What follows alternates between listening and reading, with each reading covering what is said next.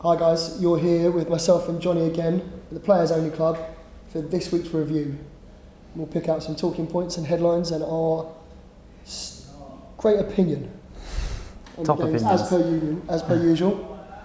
Kicking off, Spurs v Liverpool. Klopp factor. Managed to get his points across, I thought, for the very short space of time. Liverpool looked like they were pressing high in a very Dortmund manner. Yeah, 100%. They were sprinting out to the ball. It was crazy. They outran Spurs, which I believe is the first team to do that. I'm not sure in all games, but definitely at White Hart Lane, they outran them. Interestingly, Klopp did say, it was a wild start. It's better than a boring start, but it was a pretty boring 0-0. Yeah, it wasn't. At the end of it. There was a couple of chances for either team. Yeah, they cancelled each other out. They both press high. Mignolet made good saves from McCain and MG. Yeah. MG, wrote where he was going to put on a postcard and sent it to Mignolet on Friday, I think. and Liverpool, Origi hit the bar early on. Apart from that, nothing of note. Yeah, they could have done with Sturridge. Sturridge could well have made a difference. Yeah. You'd like to think, but is that the kind of sign of where both teams are at? Yeah, I'd say both teams similar standard and fairly fair result. Spurs are still looking for that breakthrough with the goals. They're not scoring them in abundance at the minute. Yeah, they could do with Harry Kane. Liverpool the same. Draw another draw for Liverpool. Yeah, really need to start getting another win under the belt, not on penalties against Carlisle. Yeah, can't rely on penalties against Carlisle. Chelsea Villa. Finally got a win. 3 points for Chelsea, yeah. Sherwood under fire? Well, yeah. I mean, firstly, let's just say Chelsea weren't amazing, but Aston Villa, really struggling. I've already said I'm not a fan of Sherwood. I don't think he's a fan. His post-match comments proved my sort of thoughts about him. He doesn't really understand what's going on. He just wants his team to win games. He doesn't know how they're going to do it. I don't think he picked his best 11 against Chelsea. I think he picked a weird one. Kieran Richardson, Amavi, I think actually has been quite a decent little left back. Picking Kieran Richardson in there. There's just things like that. I just don't think. I tend to agree with you, but I think Sherwood's got this weekend, probably the week after, to pull it all around. Signs for progress for Chelsea? I don't think so. I think we got gifted 2 goals in the end, really. Yeah. And we should be smashing Aston Villa at the moment. Aston Villa are playing terrible at the moment. So, no, a rubbish game. Yeah. All round. Another rubbish game. Okay, we'll move swiftly on. Get that bitter taste out of your mouth. Palace West Ham. We took this one up last week as a potential big score draw. Yeah. We thought there was going to be bags of goals in this one. There was. We almost got it right, I thought. We almost got it right. I think the red card changed it. We didn't see the red card coming. We didn't predict a red card. If you did predict the red card, well done. Stupid from Dwight Gale, from my point of view. You make the first challenge. It's a silly challenge. You go, all right. Get yourself out of the ref's eyes for the next half an hour. No need to make those challenges. And nowhere position on the pitch either. No, Around the halfway line, West Ham not doing anything with the ball. Cost his team 3 points. Yeah, understand. It's good to have tenacity and stuff, but be committed, but don't make stupid challenges taking people's ankles. Yeah, and 3-3. Cabaye got another penalty, from the spot. And Payet. We said it would be Cabaye against Payet. Payet didn't have his best game actually, but he did wrap it off a wonderful finish. Yeah, and he really is now he's going past that point where he's just a form player. He's looking like the real deal. Can West Ham turn it on at home? We'll see. We will see. I'll get a snippet out of that. Everton versus Man United, 3-0 United.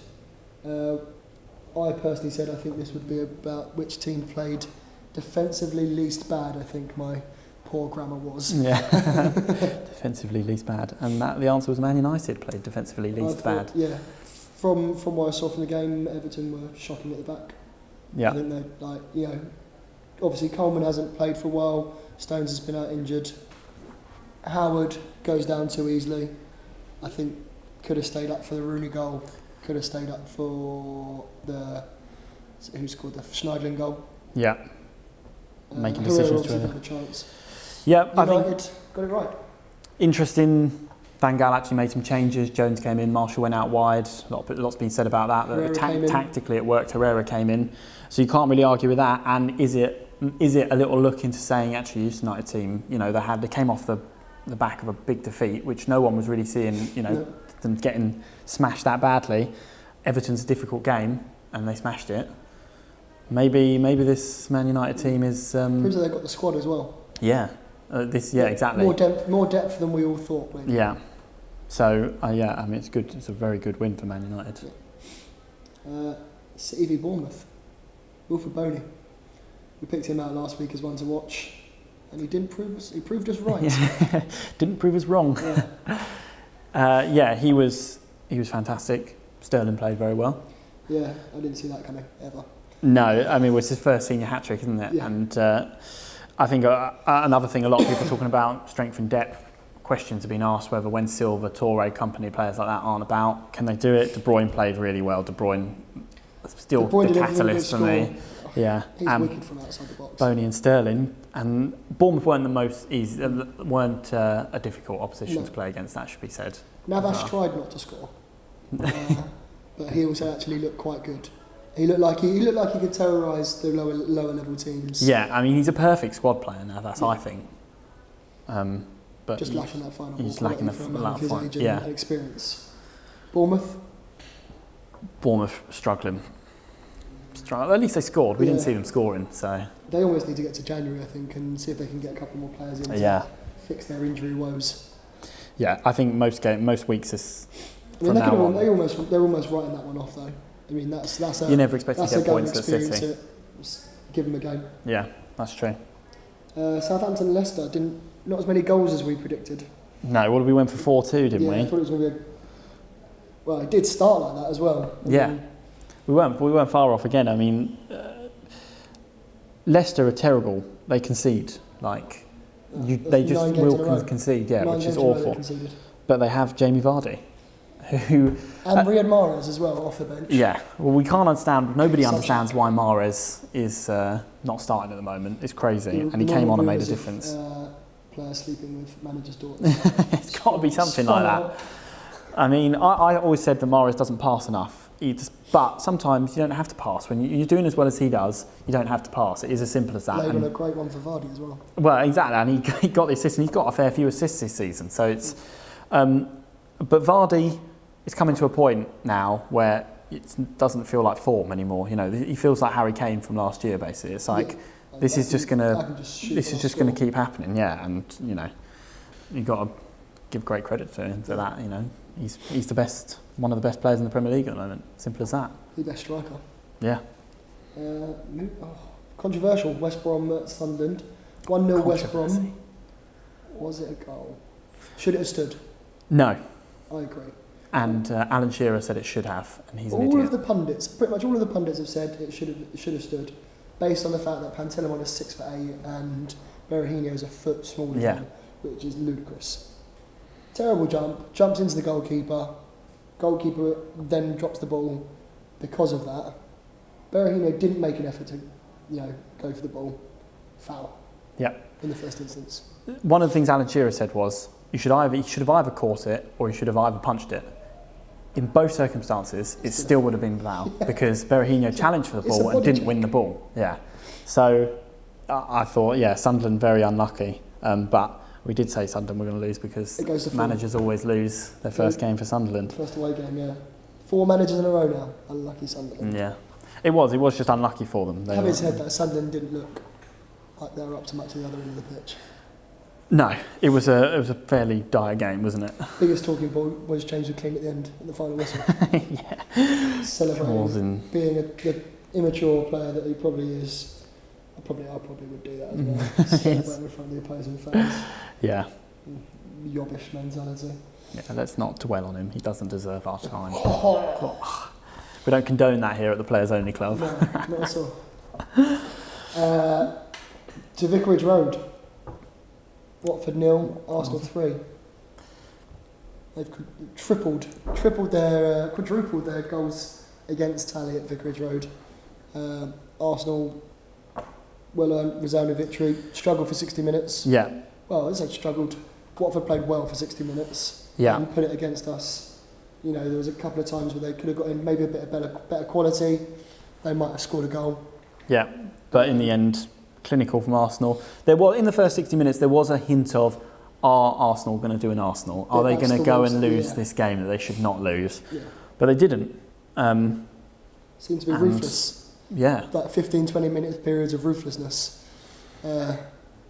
Long may it continue. yeah, and it's a fairly resounding victory in the end, Yeah. as it should have been. And you know, you can't really argue with that at the moment. So No. To the magical world of St James's Park, the big surprise. where life gets turned on its head, Yeah, and Newcastle put 6 in the goal, having been beaten 6 by 6 the previous week. yeah. Little Wijnaldum with 4 goals. I mean, people are scoring a lot of goals this year. get All them in. sorts of Get them in bunches. Yeah. I mean, firstly, he scored 2 headers. He scored quite a few headers, and he's a tiny guy, Yeah. which I think is ridiculous. Sissoko was fantastic. He doesn't get enough mentions for how good he was, because he Maybe he should start created like complaining all the like that. goals. Yeah, Maybe maybe he should. Have a little group, AA group. Complaining that the English media don't like them. Yeah. Bless them. But it seemed like it was a really good game. Defensively, everyone was poor, which the neutral enjoys, because we get to watch 8 goals. To be fair, for a Sunday afternoon game, I thought, what a terrible fixture the only fixture to have on a Sunday afternoon. Yeah, exactly. They proved us wrong. They were the only game, weren't they? So they must have. We reckon really that stepped up Sky for the- Sports or BBC They knew something. They got some money. had a word and said, "Look, make this a good game, because we've only got." John Ruddy was happily Yeah. happy let 6 goals in. But I will say I don't think it means much at all. I did say that it's the type of game that Norwich had to win, and that it was, but it's also the type of game Newcastle had to win, Yeah. and no one could have predicted 6-2 going into it, so it's a freak result. Yeah. And then to our Monday night fixture, Swansea Stoke, 1-0 Stoke. 4th minute, Penalty. Bojan. Well won penalty. You love Bojan. I'm a big fan of Bojan. I had him in my fantasy team at the very start of the season. He hasn't really played very much, but when he has played, he's done very well. And Swansea in a bad spell. Yeah, Swansea Started really well. Stoke did really well, kept everything in front of him. Whelan in the centre of the park. And I would never have really picked him out to be a decent defensive midfielder, but Yeah, he controlled that game completely. I thought Swansea were left to shoot it from the outside of the pitch, outside the goals, outside the area. Sorry, Box. outside of the goal. outside of the goal. Outside of the goal. What a good place to start. However, no Sigurdsson from the start. Ayew in the number 10 role didn't work out. Bafétimbi Gomis looked like he hadn't played for a year. I didn't think he was the worst of Gomis. Well, I'm annoyed that we didn't start these earlier, so I couldn't have told people my reservations about Gomis when he was scoring, because he's Tishio, how do you pronounce it? Ulloa of the Premier League this year, basically. He got a few goals and everyone went a bit mental, but he never had the real quality. He will get some more goals, but that might be a problem that they need to address in January. And that's the 10 games. A very brief review. Catch us later on for the preview of next week's games.